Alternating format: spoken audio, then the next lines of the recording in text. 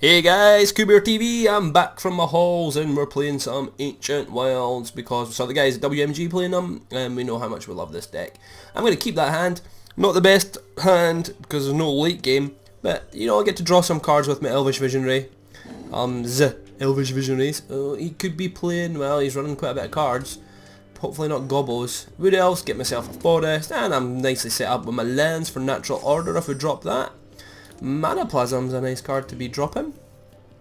As long as he's, well, I suppose if he's playing the burn deck it won't make too much of a difference. But then Natural Order and a Gaia's Revenge could be quite handy if we draw that. He is probably playing the burn deck, he ain't dropped anything, and that would be a surprise if it was gobos. So we'll drop our Elvish Visionary and draw a card. So yeah guys, got back on Saturday morning early. But I was working, so I've just not had a chance to actually really sit down and get some games undergoing. So I've played a couple of games just to get myself a little bit more warmed up, and there we go, we can see he is playing the burn deck. And I've also been playing a bit of League of Legends as well, because I play that. Anyway, back to this game. So, burn deck. Ooh, my Shaman-y dude. I think, this is interesting.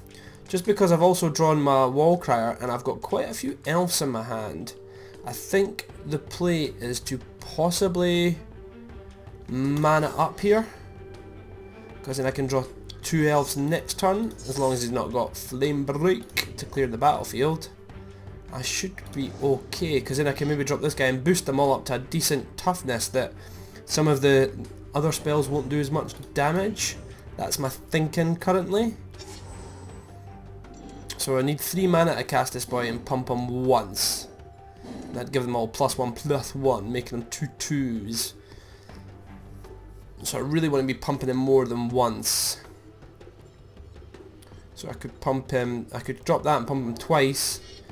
So that's to my face, and it does 1 damage to each creature I control. So there goes that theory, since he's just wiped out my board at the moment. Anyway, that's not the worst thing in the world. So I think my play is drop that, draw a card.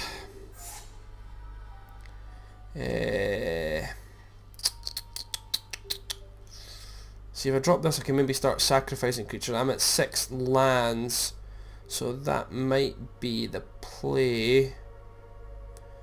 I'm not sure. See, I'm thinking if I drop my Shaman, no, I better watch my time. If I drop my Shaman, I can probably start pinging creatures, but I've got a theory he's just going to ping it as soon as I drop it anyway. So I'm going to just draw another card, so we get another forest. So we're still not looking too great. We're on 16, but I do have my Ender Scale Worm, which if I can get that out, can wall off as well, because he can't take me down below 7 without killing that. And if I can get my portal, then I can just ping it back in my hand if he does anything too dangerous to it. But that's a fair distance away in this game, because I don't have either of those cards in my hand at the moment. Though I could get him down and then ping and get my Ender Scale Worm out now that I've probably got the mana. I definitely have the mana now. So I think this is the play. So we have to give him targets. Of course, if he has Flame Break, I'm going to be in trouble because it's going to kill everything. Well, I'll drop this, and I think we drop this dude. Hopefully he'll have to target this dude. I mean, swing in for 1. If he's got Flame Break, then he clears the board, and then we're back to square 1, which could be quite nasty, but I'm hoping that he won't, and then I can use this to get rid of possibly the Wallcrier or the Mana Plasm and have my Ender Scale Worm, and that'll make a big difference. If he doesn't get any creatures and doesn't deal with this, then I'm going to have 2 of them next turn, which could be quite cool. Or something, possibly even Overrun would maybe help me out. Well, no, because this can't attack, so Overrun wouldn't be too particularly handy just now.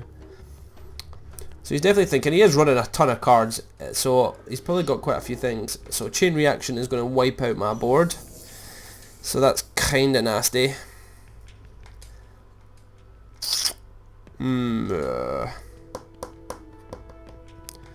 That's a little bit frustrating.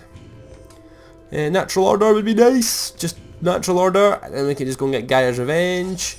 A forest doesn't help me. May as well drop this thing down. End the turn. So he's probably going to ping my Mana Plasm straight off the bat. We're hitting quite a few forests now, which is a bit disappointment.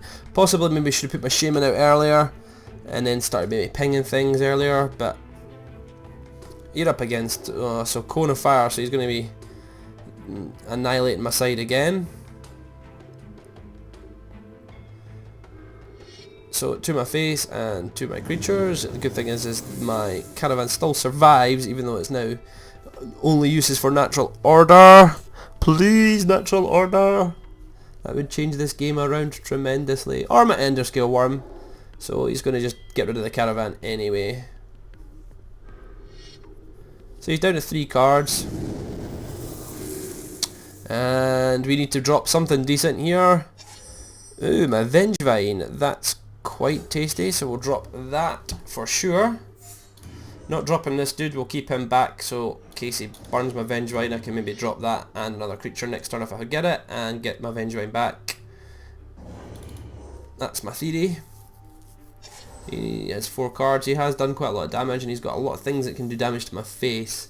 So my Ender Scale Worm would be most handy here, or a Thragtusk to give me some more life back. It really depends what he does. If he deals me with Vengevine, see, he's just going to Earthquake, so that does damage to both of us. 6, so that's interesting.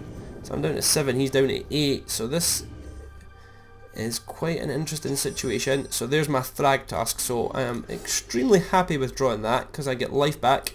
Thank you very much. Oh, and I'll drop this and just ping it once, because that's what I can do. And we get my Vengevine back. And we've got some creatures on the battlefield now. Swing in for 4. So this game looks like it could work out quite nicely. He has to deal with the Vengevine next turn. Well, he has to deal with a few things next turn because I'm swinging in for quite a few damage. But if he deals with the Vengevine and the Thragtusk, then I've still got 5 coming in. So he needs to deal with pretty much all 3 of my creatures or do 12 to my face. Otherwise, he loses, I think. I mean, I don't think has he got enough. I mean, unless he's got 2 creatures in his hand. So he's got a Searing Spear to my face. So he's going to have enough damage to kill me. Blaze to my face. 5, that doesn't kill me.